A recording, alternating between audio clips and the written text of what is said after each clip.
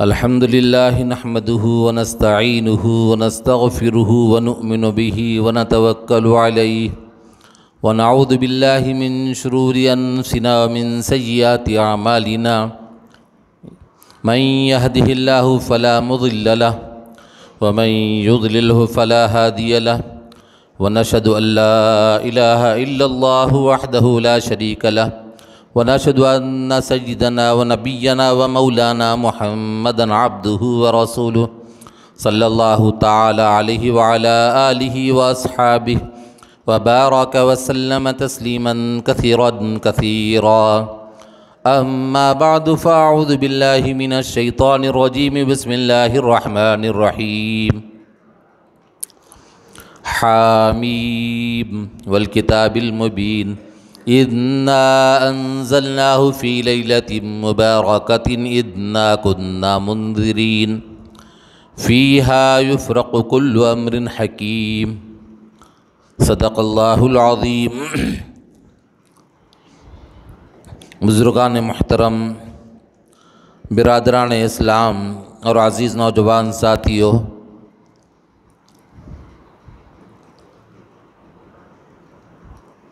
اب شعبان کا مہینہ چل رہا ہے۔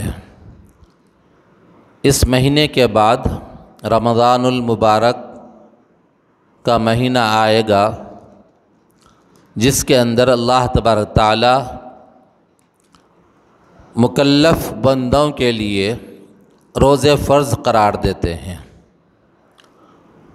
ہر بالغ عاقل آزاد مسلمان کے لیے روزے فرض ہیں، اور رمضان کی جو تراویح ہے وہ تراویح بھی سنت مؤکدہ اور 20 رکعت پڑھنا ہے وہ، اور اختلافات میں نہیں پڑھنا ہے۔ 20 رکعت اس وجہ سے پڑھنا ہے کہ اگر اللہ تبارک تعالیٰ قیامت کے دن بندوں سے کہے کہ 20 رکعت ہے، 20 رکعت تھے، تم نے 8 کیوں پڑھے، تو کہہ سکتے ہیں اس وقت میں 12 رکعت نہیں لا سکتے۔ اگر 20 پڑھ لیے، اللہ تعالیٰ فرمائے کہ بھئی 8 تھے، 20 کئی کو پڑھے، تو اللہ تعالیٰ سے کہہ سکتے ہیں کہ اے اللہ، آپ کے ڈر اور خوف کی وجہ سے 12 رکعت ایکسٹرا پڑھ لیا، زائد پڑھ لیا، اس کو قبول فرما لیجئے۔ 60 اگر ہو گیا تو نہیں لا سکتے، زیادہ ہو تو پھر بھی اے اللہ اس کو بھی قبول فرما لیجئے بول سکتے ہیں۔ تو اس لیے وہ چکر میں نہیں پڑھنا کہ 8 تھے، 20 تھے، 20 پڑھ لینا چاہیے ہم کو۔ تو بہرحال آج تاریخ 13 ہے شعبان المعظم کی، 12 تاریخ ہے، کل 13، پھر اس کے بعد 14، اتوار کے دن 14 تاریخ، اور اسی کی شام میں 15ویں شب ہوتی ہے۔ اسلامی جو نظام ہے، اس نظام کو ذرا سمجھیے۔ صبح اور شام، یعنی صبح سورج کے نکلنے سے ہوتی ہے، شام سورج کے غروب ہونے سے، چاند کے نکلنے سے ہوتی ہے۔ تو ہمارا اسلامی جو مہینہ ہوتا ہے، اور دن یعنی اگلا جو دن شروع ہوتا ہے وہ چاند کے حساب سے ہوتا ہے، اور انگریزی جو حساب سے بنائے ہیں لوگ، رات کے 12 بجے سے، یا تو صبح سے ہونا چاہیے تو شام سے ہونا چاہیے، آغاز سے، لیکن کس نے بنایا کیا ہے نہیں معلوم، لیکن رات کے 12 بجے سے دوسرا دن شروع ہو رہا اس میں۔ اور ہمارا اسلامی جو نظام ہے وہ نظام رات کے آغاز سے ہی، چاند کے دکھنے سے ہی نظام شروع ہو جاتا ہے۔ تو 15ویں جو شب ہے سورج کے غروب ہونے سے شروع ہو جاتی ہے۔ اس میں جو روایات آئی ہیں احادیث کے اندر، یہ کئی صحابہ کرام سے مروی ہے، بعض لوگ اس میں اختلاف کرتے ہیں، تو اس کا جواب یہ ہے کہ فضائل کے معاملے میں بعض ضعیف حدیثیں بھی لی جا سکتی ہیں۔ فضائل کا مطلب یہ ہے کہ فضیلت جس کی آئی ہے، اس کے کرنے پہ اتنا زیادہ ثواب ہے، اس کے کرنے پہ ایسا ثواب ملے گا، ایک رغبت اس کے اندر پیدا ہو رہی ہے اور ایک ذوق شوق پیدا ہو رہا اس کے اندر، تو اس کے لیے گنجائش نکل جاتی ہے کہ وہ حدیثوں پر بھی عمل کرے۔ اب وہ چیزوں کو بھی بعض لوگ کیا کرتے ہیں کہ بھئی یہ ضعیف حدیث ہے، اس کو چھوڑ دو۔ نہیں بھئی، جو تم صحیح حدیثوں پہ کون سا عمل کر رہے جو کہ ضعیف کو چھوڑ رہے آپ؟ چلو بھئی، ایک بہانے سے ضعیف حدیثوں پہ بھی عمل ہو رہا ہے تو ہونے دو، کیا حرج ہے؟ شب برات کے موقع پر لوگ جمع ہو کے اللہ کو یاد کر رہے ہیں، سال بھر تو توفیق نہیں ہوتی رونے دھونے کی، لیکن شب برات میں جمع ہو کر اللہ کے دربار میں ہاتھ اٹھا کر رو رہے، دعا کر رہے کہ اے اللہ مجھے معاف فرما دے، میری مغفرت فرما دے، میرے گناہوں کو معاف فرما دے۔ نوافل کا اہتمام ہو رہا، ایک جمع غفیر مسجد میں آ رہا ہے، وہ یہ سوچ کے آ رہا ہے کہ شب برات میں میری بخشش ہوگی، اللہ تعالیٰ مجھے معاف فرمائیں گے۔ اللہ رب العزت کا فرمان ہے، اللہ کے پیارے نبی صلی اللہ علیہ وسلم نے فرمایا کہ شب برات میں اتنے لوگوں کی بخشش فرماتے ہیں، اتنے لوگوں کو معاف فرماتے ہیں جس کا اندازہ نہیں کر سکتے۔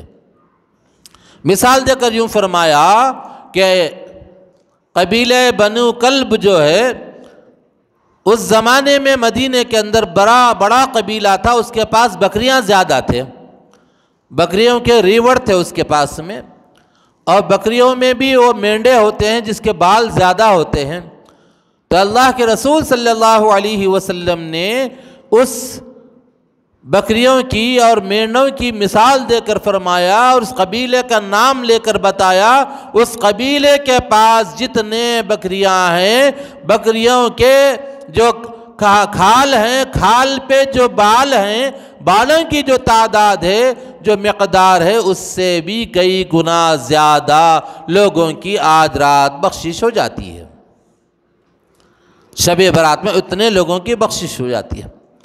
ایک روایت یہ بھی ہے کہ شام سے ایک فرشتہ پکارنے والا پکارتا ہے کوئی بخشش کا چاہنے والا کہ میں اس کو بخش دوں، ہے کوئی روزی کا چاہنے والا کہ میں اس کی روزی میں اضافہ کروں، ہے کوئی بے اولاد جو اولاد کا طالب ہو، دل میں خواہش رکھتا ہو تو میں اس کی دعا کو قبول کر کے اس کو اولاد دے دوں۔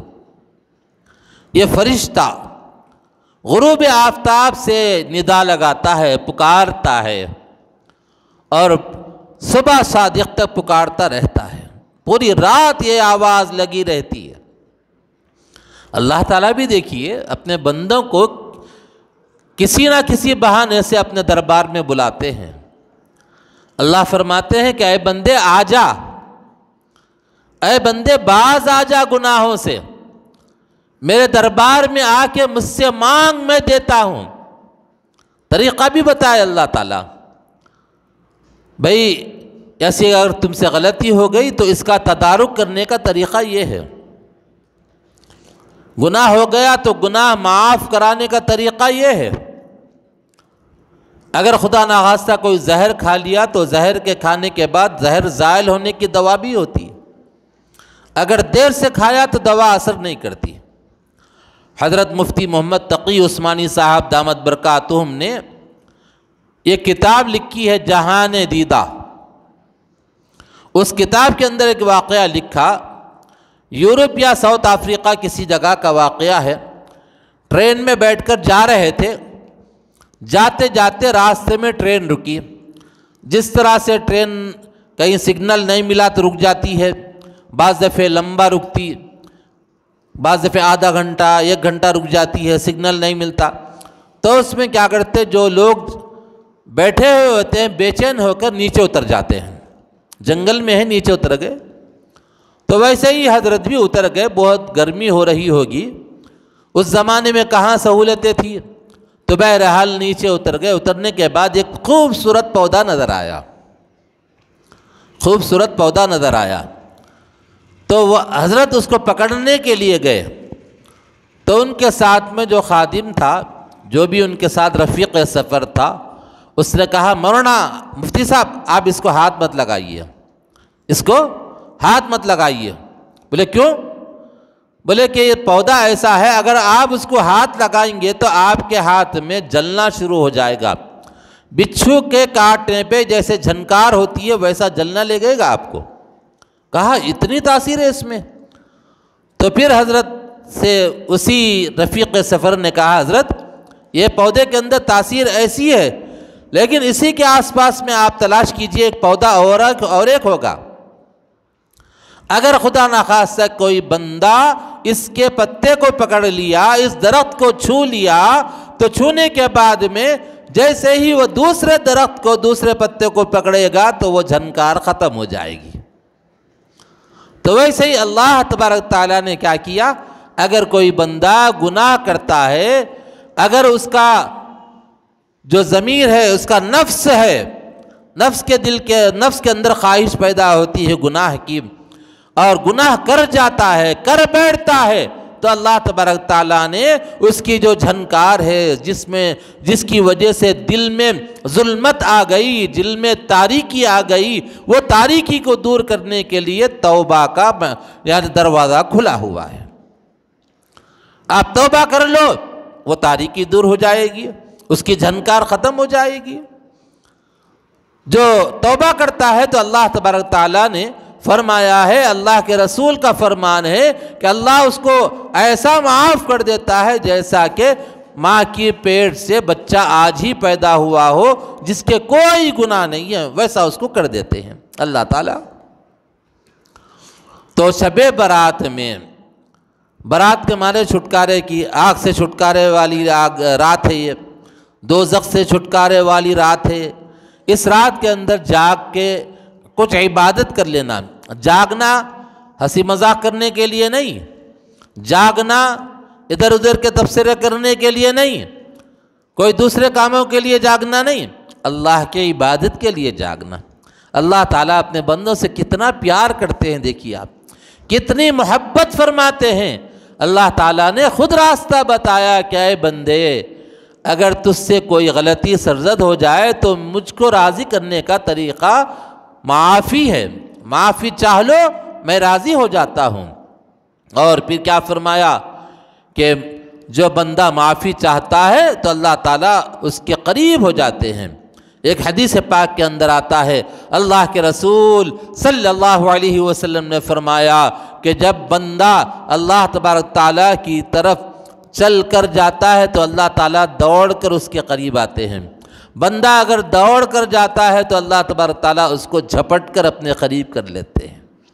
مانگ کے تو دیکھے، اللہ سے لینے کا جو طریقہ ہے وہ طریقے کو اختیار کر کے تو دیکھے کہ اللہ تعالیٰ کیسا اپنے بندے کو قریب کرتے ہیں، کیسا پیار کرتے ہیں، اس سے کیسی محبت فرماتے ہیں۔ اللہ تعالیٰ اگر بندے سے محبت نہ فرماتے تو انسان تباہ و برباد ہو جاتا۔ اللہ تعالیٰ کی قدرت کتنی بڑی ہے، دیکھیے آپ، اللہ تعالیٰ ہر ایک کو کھلا رہے ہیں، ہر ایک کو معاف بھی فرما رہے ہیں۔ اللہ تعالیٰ اتنے بڑے ظرف والے ہیں کہ جو کافر بندہ ہے آپ کا انکار کر رہا ہے، کفر پر کفر کرتا جا رہا ہے، تب بھی اس کی روزی میں کوئی فرق نہیں کرتے۔ ایک مرتبہ غالباً حضرت ابراہیم علی نبینا علیہ الصلاۃ والسلام کا واقعہ ہے، روزانہ ہر جمعہ کو اپنے ساتھ ایک کسی بھی بندے کو دسترخوان پر بلا لیتے تھے، بلا کر اس کے ساتھ کھانا کھاتے تھے۔ ایک دن کوئی بھی نہیں ملا ساتھ میں، تو دیکھے تلاش میں نکلے تو ایک بندہ ملا، اس کو پکڑ کر لائے، لا کر حضرت نے کیا کیا، اپنے دسترخوان پر بٹھا لیا، کھانا وغیرہ آیا۔ آنے کے بعد جب کھانا کھانے لگے تو حضرت ابراہیم علیہ الصلاۃ والسلام نے تو بسم اللہ پڑھا، لیکن سامنے والے نے بسم اللہ نہیں پڑھا، تو حضرت نے غصہ کیا، ڈانٹ دیا، حضرت نے غصہ کیا، ڈانٹ دیا۔ جیسے ہی ڈانٹا تو وہ اٹھ کر چلا گیا۔ اب ان کو بڑی فکر ہوئی، اللہ سے معافی مانگنے لگے۔ تو کہا اللہ تعالیٰ نے، اے ابراہیم وہ بندہ میرا انکار کرتا ہے، میں مانتا ہوں کافر ہے، اور ہمیشہ انکار ہی کرتا رہا زندگی بھر، آج تو ایک مرتبہ اپنے دسترخوان پر بلایا جبکہ اس کی زندگی کے اتنے دہے گزر چکے، اتنے سال کا وہ ہے، میں پیدا ہونے کے بعد سے اس کو برابر رزق دے رہا ہوں، کھلا پلا رہا ہوں، لیکن کبھی اس نے بسم اللہ نہیں پڑھا، لیکن میں نے کھلانا کم نہیں کیا، میں نے کبھی اس کو ڈانٹا نہیں اور اس کی روزی کے اندر کمی نہیں کی، آج ایک مرتبہ تو اپنے دسترخوان پر بلا کر بسم اللہ کے نہ پڑھنے پر اس کو اٹھا دیا، یہ کہا۔ اس کے بعد پھر حضرت تلاش میں نکلے، پکڑ کر لائے، لا کر اس کو کھانا کھلا۔ کہنے کا مقصد یہ ہے کہ اللہ تعالیٰ اتنے مہربان ہیں اپنے بندوں پر، غیروں کو بھی جو کفر کرتے ہیں ان کی بھی روزی روٹی میں کمی نہیں کرتے، بسا اوقات اللہ تبارک تعالیٰ ان کو زیادہ دے دیتے ہیں، لوگ دیکھ کر سمجھتے ہیں کہ ان کو اتنا ملا اتنا ملا، بات ایسی نہیں ہے کہ اتنا ملا، اللہ تبارک تعالیٰ ان کو جو دے رہے ہیں ان کی جو بھی نعمتیں ہوں گی دنیا میں ہی مل جائیں گی اور آخرت میں نہیں ہوگا ان کے لیے کچھ حصہ۔ اور مسلمان کے لیے دنیا میں اتنی راحتیں نہیں ہیں جتنی ان کو ملتی ہیں، لیکن آخرت کی جو اصل راحتیں ہیں وہ مسلمان کو ملے گی۔ حدیث پاک کے اندر آتا ہے، اللہ کے رسول صلی اللہ علیہ وسلم نے فرمایا، دنیا مومن کے لیے قید خانہ ہے، کافر کے لیے جنت ہے، یہ کہا، کافر کے لیے جنت، مومن کے لیے قید خانہ ہے۔ قید خانے میں ہر چیز کی سہولت رہتی نہیں رہتی، لیکن پھر بھی اللہ تبارک تعالیٰ عطا فرماتے ہیں۔ اللہ تبارک تعالیٰ اپنے بندوں کو دے کے بھی آزماتے ہیں، لے کر بھی آزماتے ہیں۔ اس پہ مجھے واقعہ یاد آیا، حضرت سیدنا شیخ عبد القادر جیلانی رحمۃ اللہ تعالی علیہ کا، بڑے پیر صاحب، پیران پیر، ان کے نام کی ہم لوگ کیا کرتے؟ 11ویں کرتے، 11ویں کر کے ماشاءاللہ کھاتے پیتے ہیں، لیکن ان کی تعلیم کو نہیں دیکھتے، خالی 11ویں کو دیکھتے۔ تو ان کے بارے میں آتا ہے کہ بیان کرتے بیٹھے، اور ان کے بیان کے اندر مجمع ہزاروں کا ہوتا تھا۔ اللہ تبارک تعالیٰ نے ان کو یہ کرامت عطا فرمائی تھی کہ آواز ان کی سب کے کانوں میں برابر پہنچتی تھی، مجمع زیادہ ہوتا تھا تو آواز برابر سب کو پہنچتی تھی۔ اس زمانے میں اسپیکر نہیں تھے، مائک وغیرہ نہیں لگاتے تھے ساری بستی کو سنانے کے لیے، اس زمانے میں جو بھی مجمع ہوتا تھا سب کو ان کی آواز برابر پہنچتی تھی۔ بیان ہو رہا ہے اور دوران بیان خادم خاص آیا اور آ کر کان میں کچھ کہا تو حضرت نے فرمایا الحمدللہ۔ حضرت شیخ عبد القادر جیلانی رحمۃ اللہ تعالی علیہ بہت بڑے تاجر تھے، تجارت کرتے تھے، سمندر کے راستے سے کئی جہاز ان کے سامان سے لدے ہوئے آتے تھے جاتے تھے، آتے تھے جاتے تھے، اور بہت بڑی تجارت ان کی تھی، لیکن رکھتے کچھ نہیں تھے نفع، کب کا جب نفع تقسیم کر دیتے صاف ہو جاتا تھا۔ بعض لوگوں نے کہا کہ ان پر زکوٰۃ واجب نہیں ہوئی، وجہ اس کی ہے کہ جمع ہونے ہی نہیں دیتے تھے حضرت، اور اللہ تعالیٰ نوازتا بھی ویسے ہی تھا۔ تو کان میں آ کر خادم نے کہا، جو بھی کہنا تھا کہہ دیا، تو کہا الحمدللہ۔ اس کے گھنٹہ 2 گھنٹے کے بعد لمبا بیان چل رہا تھا، پھر وہی خادم آیا اور آ کر کان میں کچھ کہا تو کہا الحمدللہ۔ تو لوگ تجسس میں پڑ گئے، آخر کیا بات پیش آئی بھئی جس پہ حضرت نے 2 مرتبہ الحمدللہ کہا؟ تو حضرت سے پوچھا کہ حضرت خلاف معمول آپ کے خادم نے آ کر کان میں کچھ کہا تو آپ نے الحمدللہ کہا، پھر وہی خادم تھوڑی دیر کے بعد آیا اور آ کر کان میں کچھ کہا تو الحمدللہ کہا، یہ کیا ماجرا ہے، یہ کیا واقعہ ہے، یہ سنائیے۔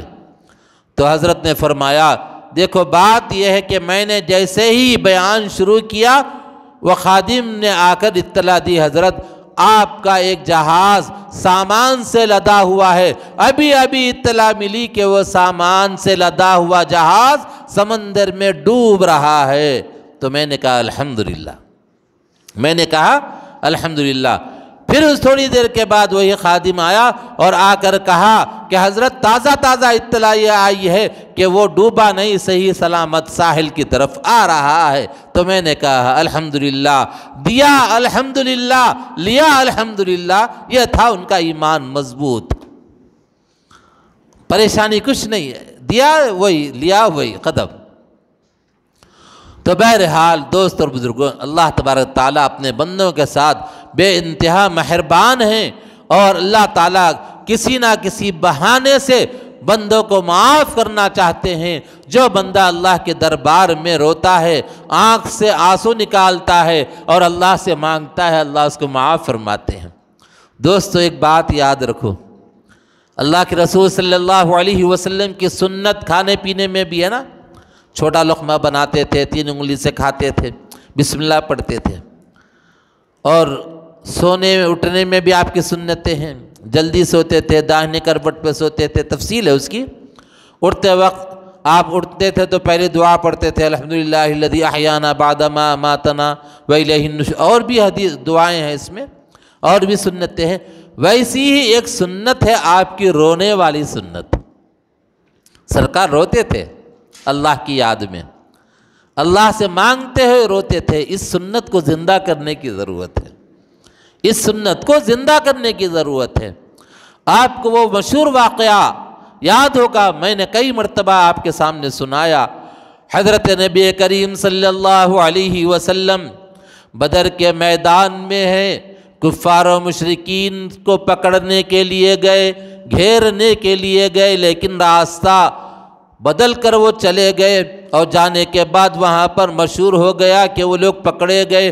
چنانچہ مدینے سے جو لوگ گئے تھے وہاں پر جنگ بدر پر پہنچ گئے۔ مکے کے اندر اعلان ہو گیا، کفار و مشرکین مکہ بڑی تیاری کے ساتھ، ساز و سامان کے ساتھ، تلواروں کے ساتھ، گھوڑوں کے ساتھ، نیزوں کے ساتھ، بڑے بڑے سورماؤں کو، بڑے بڑے پہلوانوں کو لے کر مدینہ کا رخ کر دیے۔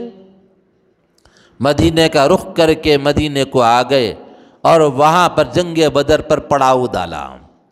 جب پڑاؤ ڈالا تو سرکار دو عالم صلی اللہ علیہ وسلم نے دیکھا کہ اس وقت میں مسلمانوں کی تعداد صرف 313 ہے، کفار و مشرکین کی تعداد 1000 کے لگ بھگ ہے، لاؤ لشکر کے ساتھ ہیں، اور ان کے پاس پورے اسلحہ ہتھیار موجود ہیں، اور مسلمانوں کے پاس اگر نیزہ ہے تو گھوڑا نہیں ہے، تلوار ہے تو اونٹ نہیں ہے، سواری کا انتظام نہیں ہے، تلوار ہے تو اس وقت میں ان کو تلوار کو روکنے کے لیے سامان نہیں ہے۔ بہرحال قسم پرسی کے عالم میں صحابہ کرام رضوان اللہ تعالی علیہم اجمعین کی جماعت جب بدر کے میدان میں موجود ہے، لیکن معرکہ کرنا ضروری ہے، وہ دوسروں کی طرف سے ان پر مسلط کیا گیا، اور نبی اکرم صلی اللہ علیہ وسلم نہیں چاہتے تھے کہ ان کے ساتھ معرکہ ہو، لیکن حالات ایسے بن گئے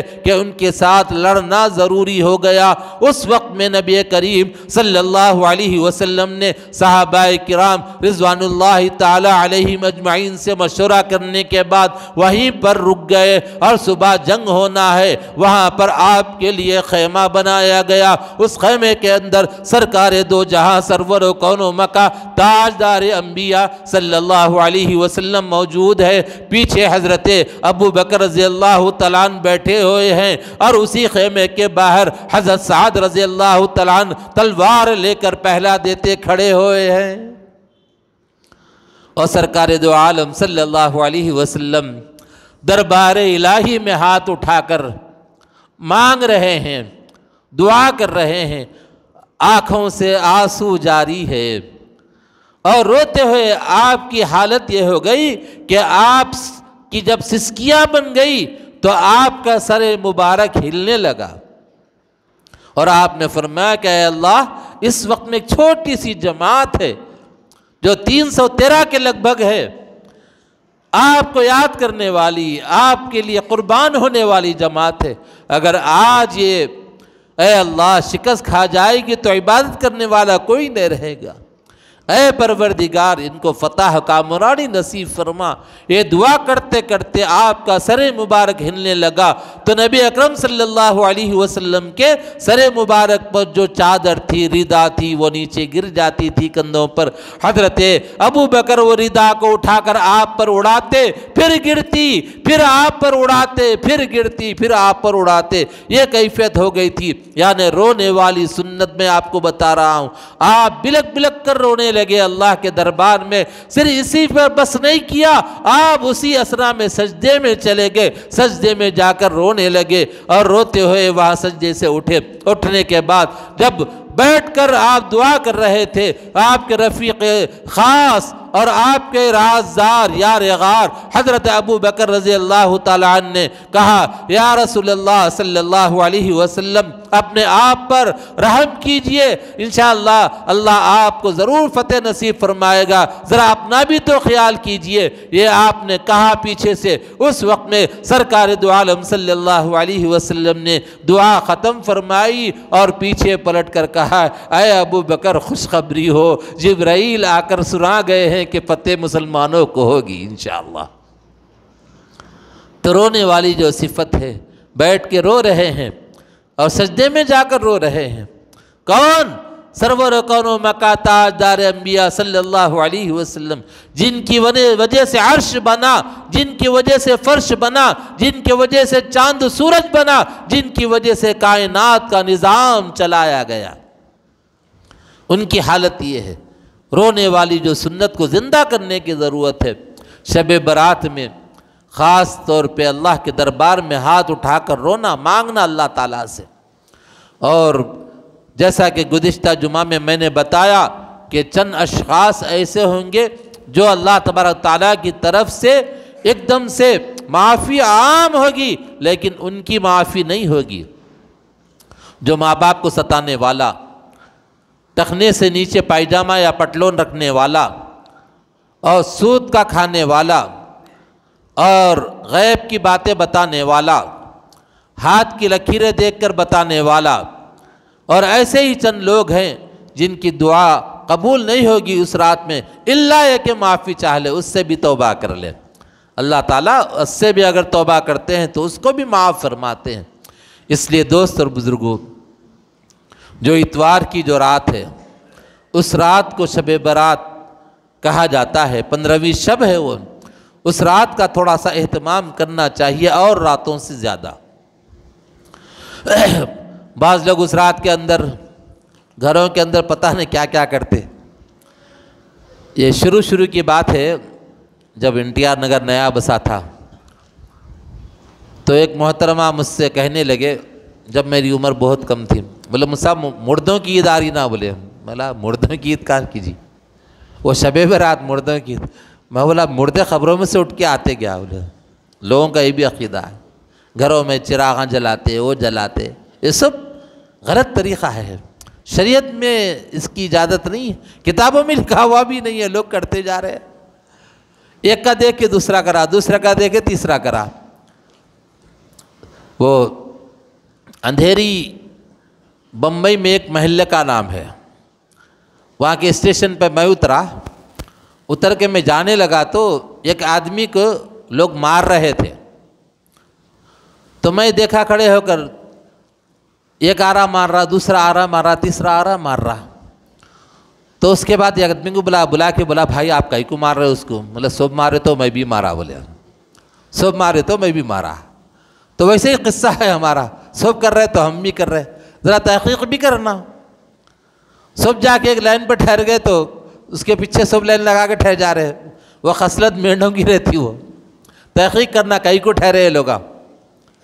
ایک ہمارے استاد تھے، استاد کیا کیے، بمبئی میں جا کے، بمبئی میں خالی لوگ بھی بہت رہتے، سب جگہ ہے، کام دھام جس کا نہیں رہتا، خالی تبصرے کر لیتے بیٹھتے۔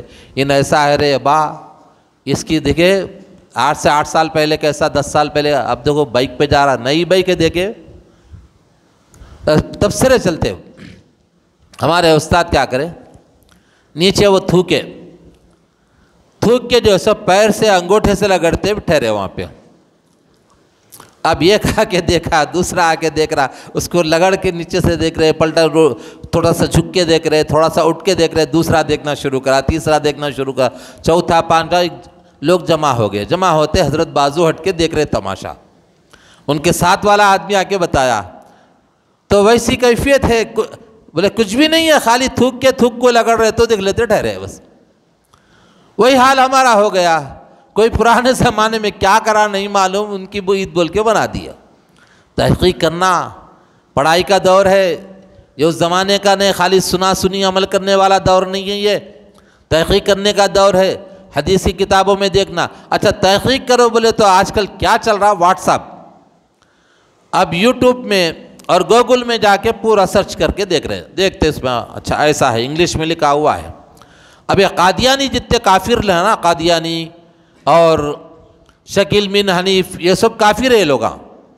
تو یہ لوگ کیا کرے، انگلش میں بنا کے بہت سا مواد ڈال دیے گوگل میں۔ اب وہ ڈالنے کے بعد لوگ دیکھ کے پڑھ رہے، تحقیق نہیں کر رہے، اس میں بھی تحقیق کرنا، یہ علماء صحیح ہے یا غلط ہے، علماء صحیح ہے یا غلط ہے، کیونکہ علماء حق بھی ہیں، علماء سو بھی ہیں۔ سو بولے تو خراب علماء، غلط تعلیم دینے والے، صحیح تعلیم دینے والے۔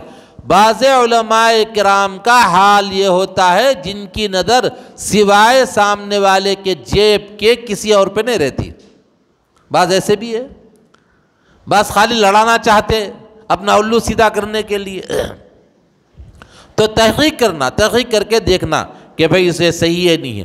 اگر نہیں سمجھ میں آیا تو اپنے امام صاحب سے جا کے پوچھنا، سب سے اچھا طریقہ یہ کہ امام صاحب سے جا کے پوچھنا۔ امام صاحب اگر عالم نہیں ہے تو خطیب صاحب سے جا کے پوچھنا، خطیب صاحب سے بھی وہ اس لائن کے ماہر رہنا۔ ہر فیلڈ کا آدمی الگ الگ رہتا۔ انجینئر سے جا کے آپ بولیں گے بھئی پیٹ میں درد ہو رہا دوا دو، نہیں بولتے آپ۔ اس کے پاس جا کے بولیں گے ذرا بلڈنگ بنانا ہے، اس کے بارے میں بولیے۔ اب ڈاکٹر کے پاس جا کے بولیں گے وہ بنیاد کھدا رہا ہوں میں، پلر کتنی اندر سے لینا، نہیں پوچھتے ڈاکٹر سے، کیونکہ اس کا فن نہیں ہے وہ۔ اب بولے تو ان بولتا ہے پہلے تمہارا دماغ کا علاج کرتا ہوں بولتا ہوں۔ تو ویسے ہی جیسے ہمارا حال ہو گیا، دین کو اتنا آسان سمجھ لیے، جس سے چاہے اس سے مسئلے پوچھ لے رہے، فلاں آدمی بولا بھائی اور فلاں صاحب ایسا بول دیا، نہیں، عالموں سے پوچھنا، اس لائن کے جو ماہر جو لوگ رہتے نا ان سے پوچھنا، پوچھے تو صحیح آپ کو کیا ہے معلوم ہوتا۔ تو بہرحال دوست اور بزرگوں، یہ شب برات اتوار کی شام میں ہے اور مسجدوں کے اندر تھوڑا وقت گزارنا زیادہ۔ ایک بزرگ نے فرمایا جو آدمی مسجد میں زیادہ وقت گزارتا ہے اس کے ایمان کی گواہی دو۔ اور منافق کی مثال کیا بتائی گئی؟ منافق کی مثال ایسی ہے، مسجد میں آتا ہے تو اس کا دل بے چین ہو جاتا، کب بھاگوں کب بھاگوں کب بھاگوں۔ یہ منافق کی مثال ہے۔ یہ جیسے مچھلی ہے، مچھلی کو پانی سے نکالتے، مچھلی تڑپتی مسجد میں جانے کے، وہ پانی میں جانے کے لیے، تو مومن ویسے ہی جیسے مسجد سے نکلتے مسجد میں جانے کے لیے تڑپتا ہوں۔ اور ہم کس درجے کے مومن ہیں غور کر کے دیکھ لیجئے۔ اگر سچے مومن اگر ہے تو مسجدیں بھری ہوئی رہتی تھی، اب مسجدیں ویران ہے۔ تو اب ہم خود ہی فیصلہ کر لینا کہ ہم کس درجے کے مومن ہیں۔ تو کم از کم شب برات میں تو ذرا مسجد کے اندر بیٹھنا۔ اچھا مسجد کے اندر شب برات میں گئے بھی تو خاموش نہیں جاتے ہیں۔ اب تب سے امام صاحب کی غلطیاں سب کو نظر آتے، مؤذن صاحب کی غلطیاں، امام صاحب کی غلطیاں نظر آتے۔ بھئی غلطیاں گھر میں تو کسی کی غلطی نظر نہیں آتی، لیکن مسجد میں جاتے ہی مؤذن صاحب کی، امام صاحب کی غلطیاں نظر آتے۔ ہر ایک الگ الگ اسٹائل رہتا ہے۔ مول صاحب پنکھا ڈالو جی، مول صاحب گرمی ہو رہی نہیں معلوم آپ کو۔ ہر ایک الگ الگ۔ بھئی مسجد میں جاؤ، عبادت کرو، تھوڑا برداشت کرو، ذرا بھی برداشت نہیں۔ اور بعض لوگ کیا کرتے، ایک ایک پنکھا کھول کے ایک پنکھے کے نیچے ایک ٹھہرتا، دوسرے پنکھے کے نیچے دوسرا ٹھہرتا، تیسرے پنکھے کے تیسرا ٹھہرتا، ذرا بھی احساس نہیں کہ اس کو کرنٹ کا بل بڑھ رہا۔ ایک مرتبہ ہمارے پاس میں جو 5 بار تراویح ہوتی، میرے کو سردی ہو رہی تو میں کیا کرا، پنکھا بند کرا، پنکھے کے نیچے تھا۔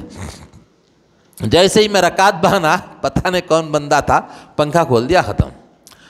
اور پھر بعد میں معلوم کرا تو پتہ چلا وہ کونے میں ٹھہرا ہوا ہے۔ ان کم از کم پنکھے کے نیچے ٹھہر کے تو کھولنا نا، پنکھے کے نیچے میں ٹھہرا ہوا ہوں، میرے کو سردی ہو رہی دبا کے۔ اب وہ کھول دیا، چلے گیا۔ بعض دفعہ کیا کرتے مسجد میں جاتے پنکھے کھول دیتے لائٹاں کھول دیتے بعد میں چلے جاتے. اب لائٹاں کھلے رہتے پنکھے کھلے چلتے رہتے.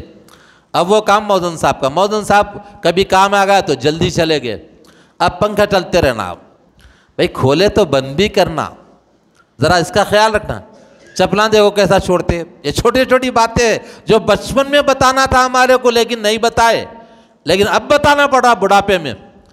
چپل ایک ادھر پھینکتے ایک ادھر یہ پھینکتے. اچھا اپنی چپل صحیح رکھنے کے لیے دوسرے کی چپل کو ایسا پیر سے مار دیتے پورے چپلاں ادھر صاف. اب نماز کے بعد وہ صاحب جا کے ڈھونڈ لیتے رہتے ہیں. اس پہ قصہ یاد آیا میرے کو. ایک چور تھا، چپلاں چرانے والا نہیں ہوتا، آپ بولیں گے چپلا چرانے والا چور. تو یہ مولانا الیاس صاحب رحمۃ اللہ علیہ جو تھے نا تبلیغی جماعت کے بانی، بنگلے والی مسجد سے نکل کے بس اسٹاپ پہ آئے تشکیل کرنے کے لیے. تشکیل بولے تو اللہ کے راستے میں وقت دو، 4 مہینے 10 دن ایک چھلا جتنا بھی وقت نکال سکتے نکالو. اب جا کے وہ تشکیل ہو رہی کس کی؟ وہ چور کی. وہ تشکیل کرتے کرتے ان بولا بھائی 4 مہینے نہیں دے سکتا میں وقت. بولے 40 دن. بولے 40 دن میں نہیں کر سکتا میں. بولے کتنے دن؟ تو کچھ بھی نہیں ہو سکتا مول صاحب، کیا گھر کا ساری چیزیں دیکھنا کرنا پڑتا، بیوی بچے ہے، روزی روٹی کی فکر کرنا پڑتا اس کو. تو اچھا ٹھیک ہے بھائی 3 دن دے دے. 3 دن میں نہیں ہو سکتا، سہ روزہ بولتے ہیں نا، 3 دن میں نہیں دے سکتا. اچھا ٹھیک ہے بھائی کہیں بھی مت جا، یہ مسجد ہے دیکھ، یہ مسجد کے اندر 3 دن رہ جا تو. تو ان بولا کھانے کو دیتے کیا؟ پوچھا. ہاں کھانے کو دیتے تیرے کو. بولے کھانا رہنا. اب اس کے بعد بیچارہ رہنے لگا. اب فجر سے پہلے اٹھتا تھا، اٹھ کے چپنا ادھر ادھر کر دیتا تھا، ختم، جا کے سو جاتا تھا. ایک دن ہوا فجر کی نماز کے لیے لوگ جیسے ہی اٹھے اب چپلاں ڈھونڈے، چپلاں نہیں ملے. ایک کی 1 رکعت چھوٹی، ایک کی 2 رکعت چھوٹی، ایک کی پوری نماز چھوٹ گئی، پریشان ہو گئے. پھر دوسرے دن دیکھے تو پھر ویسی قصہ آیا. اب وہ جماعت کے لوگ بہت تیز رہتے، دیکھو آپ رات میں نگرانیاں کرتے زبردست. اور وہ بھی نگرانی کرنے والے یہ قطر کے اندر وہاں کا شہزادہ بھی رات میں پہرا دیتا تھا پورے علاقے کے. بہت بڑا وہاں پہ وہ ہے مرکز بنا ہوا ہے. اللہ تعالیٰ اس کی برکت سے ساری دنیا میں ہلچل مچا دیے جماعت کی برکت سے. تو بہرحال اس میں سے وہ لوگ کیا کرے، آج پکڑیں گے وہ کون کر رہا، بولے کون آخر آ گیا جس کی وجہ سے ہمارے چپلاں ادھر ادھر ہو جا رہے ہیں. چنانچہ جیسے ہی وہ لوگ رات میں جاگے، مطلب جاگنے کا طریقہ یہ تھا کہ دکھتے نہیں تھے، اس کو چھپ کے تھے. تو ایک آدمی اٹھ کے جو ہے چپلاں ادھر ادھر کر رہا، جا کے اس کو پکڑ لیے، پکڑ کے لیٹا کھول کے دیکھے تو کیا ہے، وہ وہی آدمی ہے جو اسٹاف سے تشکیل کر کے لائے تھے.